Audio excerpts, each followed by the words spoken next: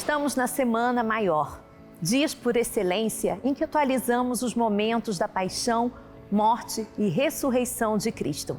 Neste programa especial, com a ajuda de Francisco, Jacinta e Lúcia, vamos contemplar o mistério pascal à luz de Fátima.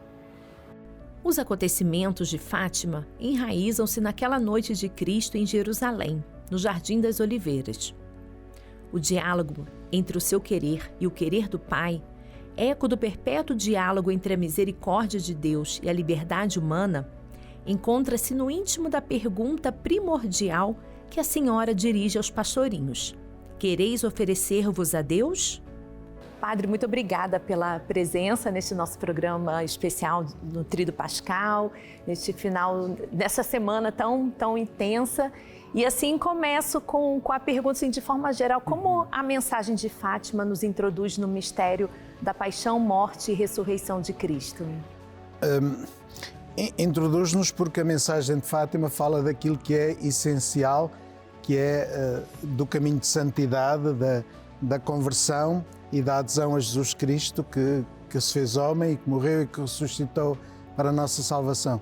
E, portanto, todo o percurso da Virgem Maria, que veio aqui a este lugar para conduzir os pastorinhos, para os conduzir até Cristo, para lhes mostrar que a luz da glória passa também pela entrega da vida, pela consagração. Logo, quando Nossa Senhora faz a primeira pergunta aos pastorinhos: quereis oferecer-vos a Deus?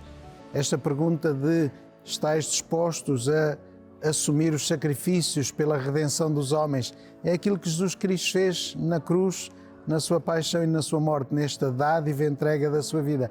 E por isso Fátima liga-se ao mistério pascal.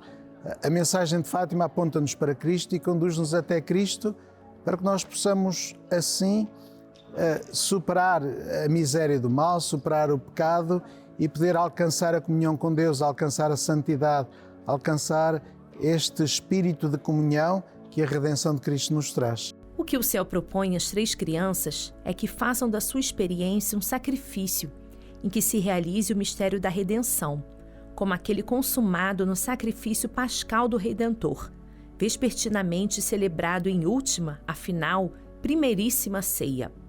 E com o amor igual ao do bom pastor, que dá a vida pelas suas ovelhas, os pastorinhos, Lúcia, Francisco e Jacinta, eucaristicamente respondem: sim, queremos.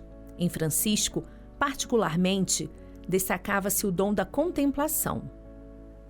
Podemos pegar nas mãos, digamos assim, de cada um dos pastorinhos, das características de cada um, para meditar a cada dia do Tríduo Pascal. Por exemplo, Francisco, mais contemplativo e tinha sempre o desejo de estar diante de Jesus escondido. Aí na Quinta-feira Santa celebramos a instituição da Eucaristia, Cristo nos deixa o mandamento do amor. Sim, nós podemos encontrar, claro que cada um dos três pastorinhos assume a mensagem de Fátima e aquilo que Nossa Senhora lhes revelou de uma forma muito particular, de acordo com a sua própria personalidade, de acordo com a sua vida. Quando Deus nos chama, não nos nega a nós próprios, não nega a nossa individualidade, nem nos faz deixarmos ser quem somos. O que Ele faz é transformar-nos, santificar-nos tal qual como somos.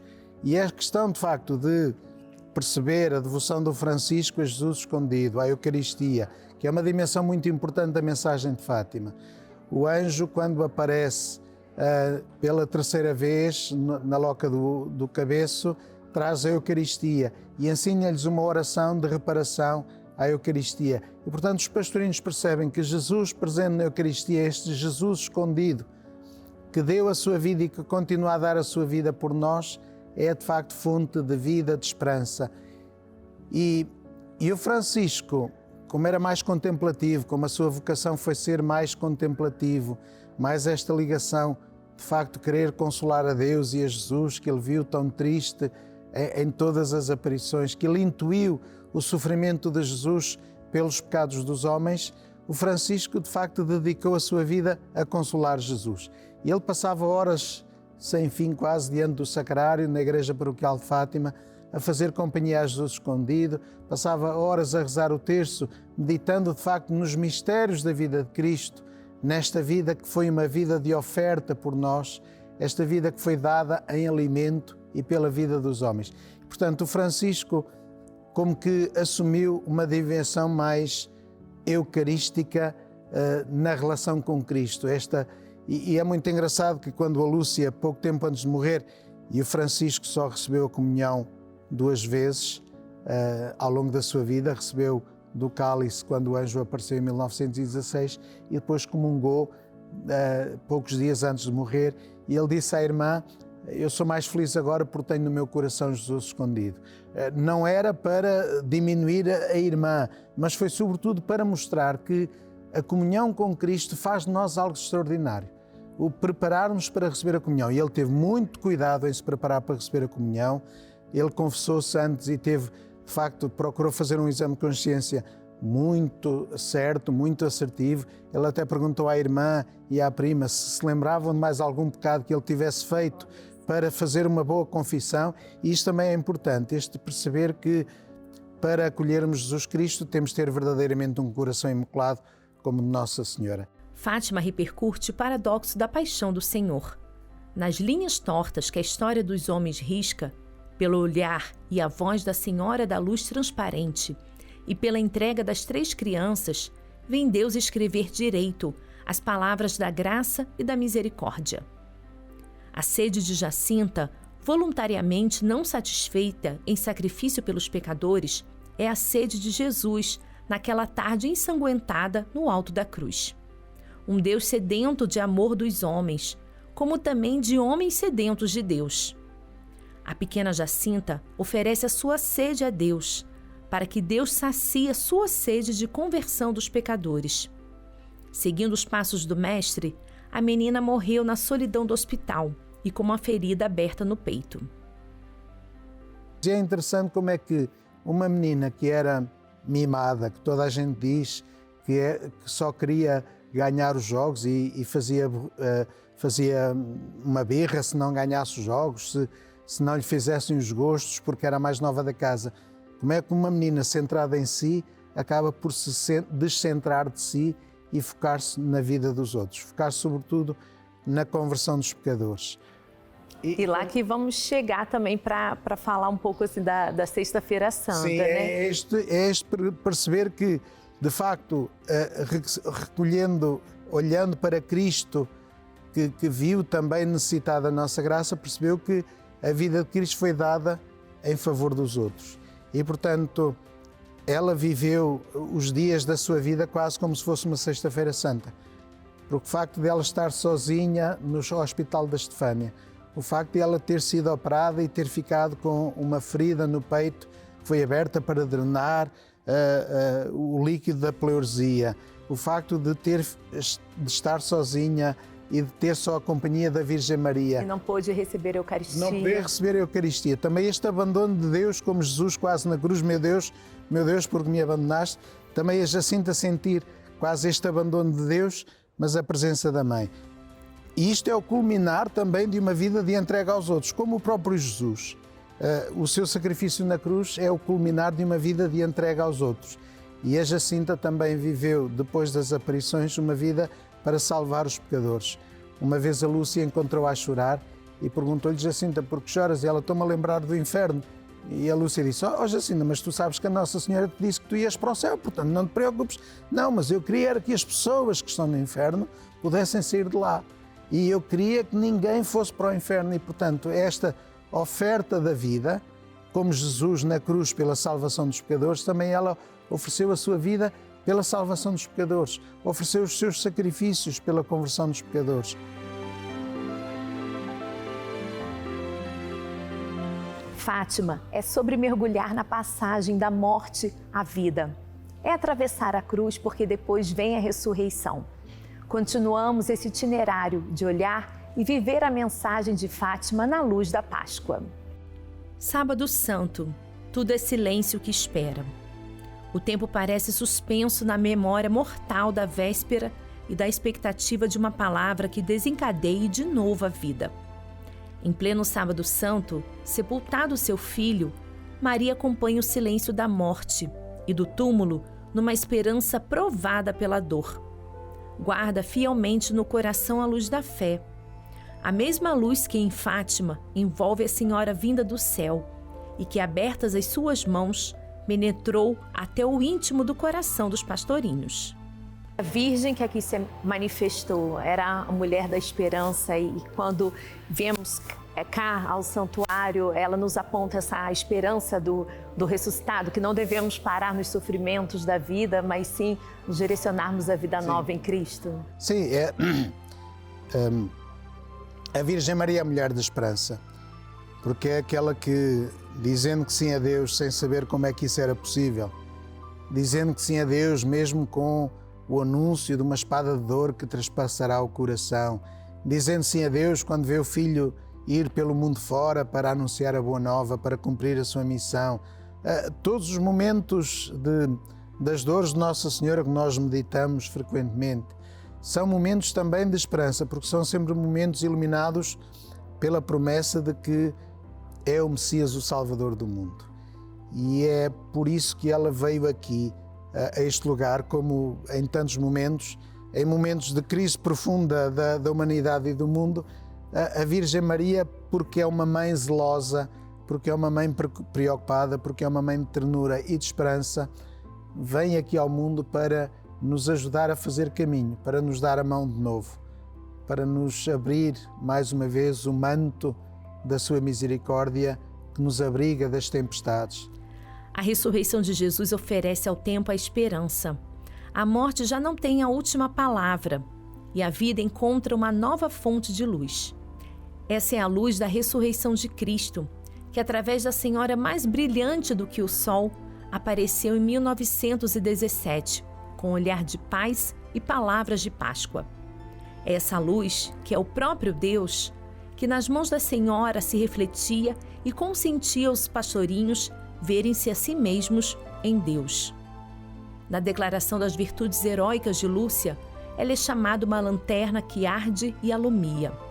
No esconderijo da clausura, a sua vida foi testemunha de quem se deixou iluminar por Jesus e se doou para cumprir a missão confiada.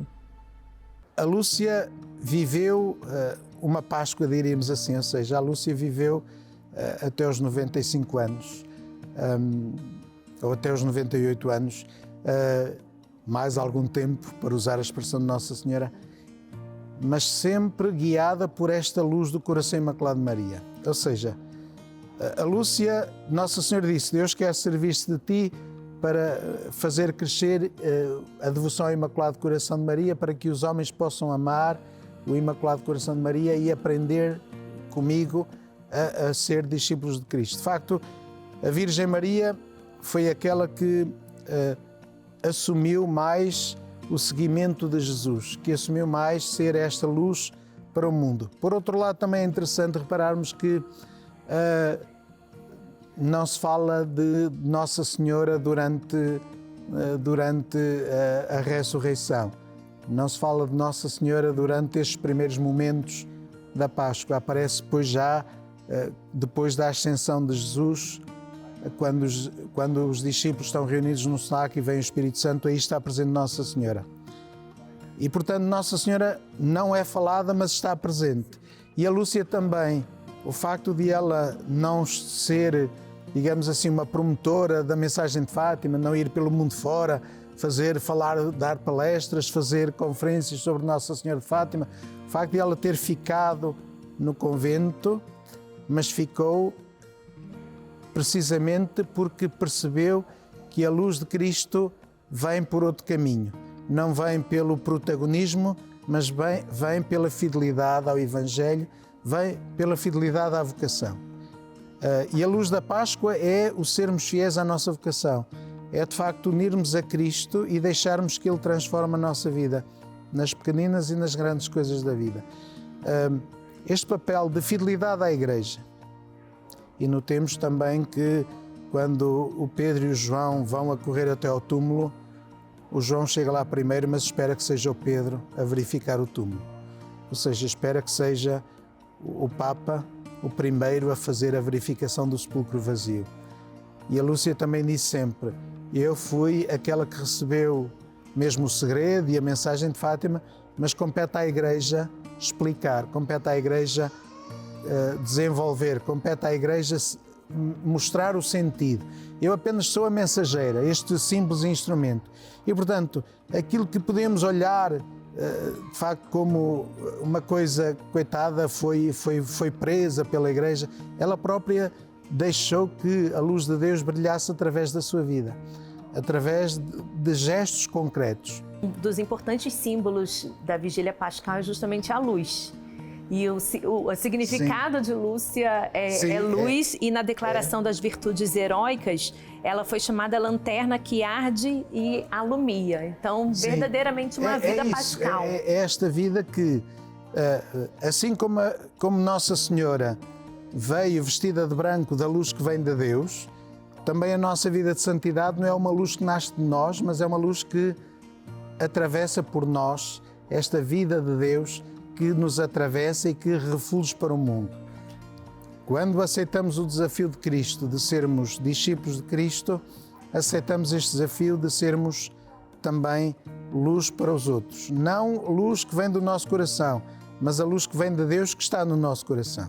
E quando Francisco diz que nós estávamos mergulhados naquela luz que era Deus e que vimos Deus no fundo do nosso coração, este sentido de perceber o que é a vida do céu. E nós sabemos que a Lúcia viveu aqui na Terra este céu, que foi esta preocupação de velar pela humanidade, de rezar pela humanidade, de iluminar também com o seu exemplo, com as suas palavras, sendo esta mensageira de Deus. E quando Nossa Senhora lhe diz, em Pontevedra, quando lhe pede a devoção dos primeiros sábados, a Lúcia disse, o diretor espiritual diz que já há muitas devoções, a superiora diz que já temos muitas devoções, as primeiras sextas-feiras, etc. E o que Nossa Senhora lhe diz é, ao menos tu procura reparar o coração da tua mãe. E também este sentido de responsabilidade, que ao olharmos para Cristo e deixarmos que a luz de Deus brilhe no nosso coração, é esta ciência de que se eu fizer alguma coisa, trago o bem para o mundo. E portanto, a Lúcia ensina-nos a isto, esta humildade, esta convicção também, porque ela, quando escrevia aos papas e aos cardeais e aos bispos, sobretudo a questão da consagração do mundo, que ela tanto insistiu para que fosse feita e foi sendo fazenda várias vezes, foi sendo renovada, foi sendo aprofundada. Esta insistência dela foi sempre uma insistência de não quem se quer pôr em bicos de pés, mas de quem tem um impulso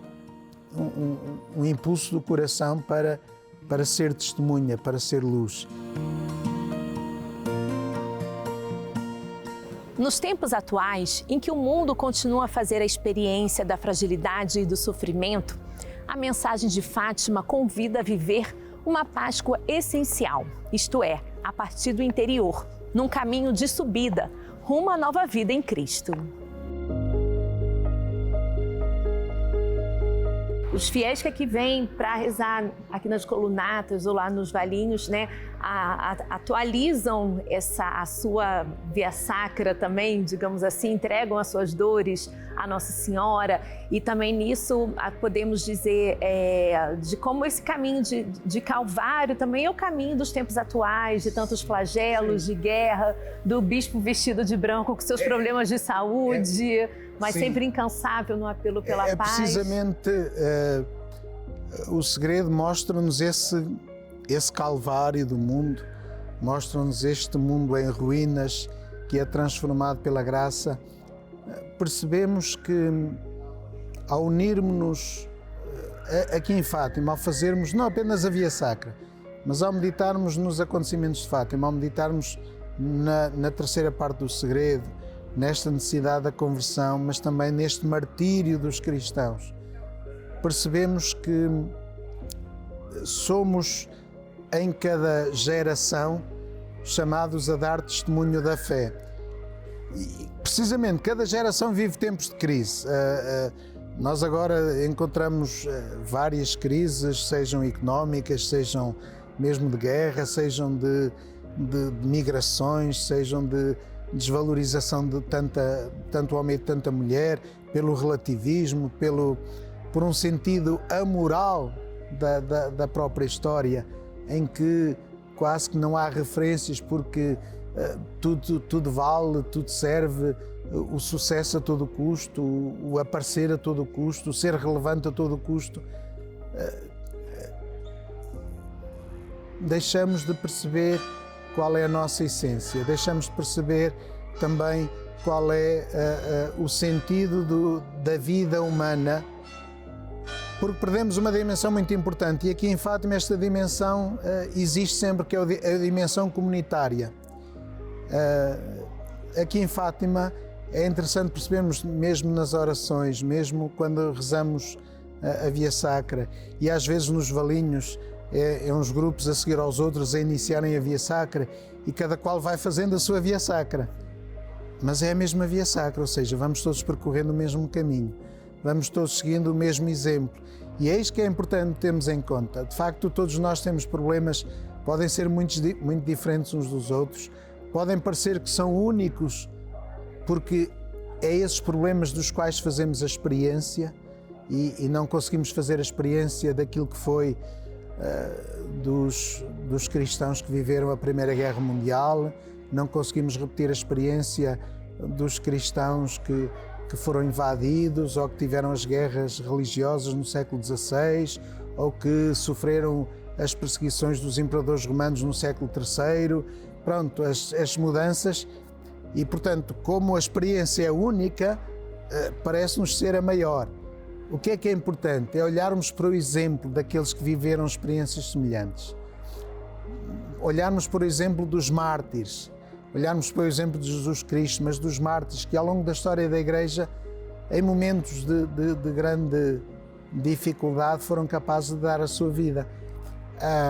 E os pastorinhos também foram confessores da fé, ou seja, também eles foram perseguidos, também eles foram ridicularizados, e no momento de facto de transformações, a República em Portugal, a Primeira Guerra Mundial, e depois veio logo pouco tempo depois a Segunda Guerra Mundial, ou seja, de facto valorizamos o que sofremos agora porque é a nossa experiência, mas o importante é pegarmos naquilo que é a história dos pastorinhos, a história dos santos que nos foram antecedendo e perceber que Deus dá-nos a graça de superar a guerra, e mesmo dando a vida, mesmo arriscando a vida, percebemos que a vida não se limita à duração temporal aqui neste mundo, à dimensão local que vivemos, mas a vida é algo de transcendente, somos feitos para a eternidade. A Semana Santa, a Semana do Tríduo Pascal, é mostrar-nos precisamente isto, somos capazes de mais. Claro que os apóstolos fugiram, só ficou ali ao pé da cruz São João, mas depois, graças a Deus voltaram, receberam o Espírito Santo. Mas depois voltaram, perderam medo, voltaram, fizeram o resto do caminho que era necessário e deram todos a vida pelo Evangelho, percorreram o mundo sem medo, não tiveram medo dos naufrágios, não tiveram medo dos assaltantes, não tiveram medo dos perigos da estrada, aqueles discursos que São Paulo faz, de de facto este entusiasmo.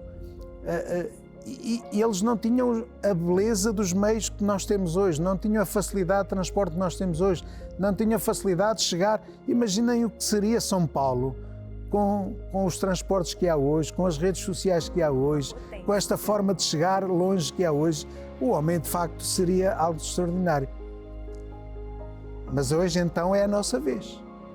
É a nossa vez de acolhermos o chamamento de Jesus, acolhermos esta mensagem da Mãe, e é o que ela nos diz: não tenham medo. O meu imaculado coração será o teu refúgio e o caminho que te conduz até Deus. Então, com Maria, podemos fazer este percurso acompanhando Jesus Cristo. Ela aí estava no caminho de Cristo com o Calvário, ela foi-o acompanhando de forma discreta, mas de forma forte, como só as mulheres sabem fazer e podem fazer. Esta forma aí que não se impõe, mas que está sempre ali a ajudar, a dar a mão, a conduzir, e tantas mulheres temos mesmo a própria Verónica que apareceu, as mulheres que choravam. Na vida de Jesus encontramos também muitas mulheres fortes que foram decisivas e que foram essenciais para a vida da fé e para que Cristo não seja apenas uma lenda ou não seja apenas alguém que... Uma ideia, mas seja de facto alguém que transforma a nossa vida. Muito bom, Padre. Muito obrigada, Padre Francisco, mais uma vez, e uma Santa Páscoa para o senhor. Obrigado e uma Santa Páscoa para vocês e para todos aqueles que ouvem este comentário e este programa. Uma Santa Páscoa. É na escuridão que a luz mais intensa brilha e alumia. Na Páscoa, a luz surge ardentemente e pede corações onde morar, porque é interior esta luz. É interior esta Páscoa. Queres também oferecer-te a luz como morada para habitar?